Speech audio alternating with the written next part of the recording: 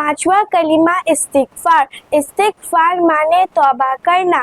استغفر اللہ ربی من کل ذنب اذنبته عمدا او خطأ سرا او علانیة واتوب الیہ من الذنب الذی اعلم ومن الذنب الذی لا اعلم انک انت علام الغیوب وستار العیوب وغفار الذنوب ولا حول ولا قوة الا باللہ العلی العظیم.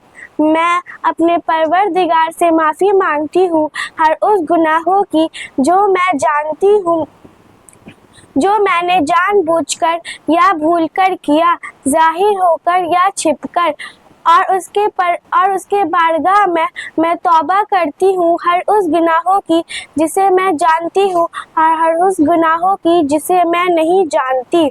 اے اللہ، بے شک تو غلطیوں کا جاننے والا ہے اور گناہوں کو بخشنے والا ہے، اور گناہوں کو بخشنے کی طاقت اور نیکی کرنے کی قوت نہیں مگر اللہ تعالیٰ کے مدد سے جو بہت بلند اور عظمت والا ہے. ففتھ کلمہ استغفار. استغفار means penitence.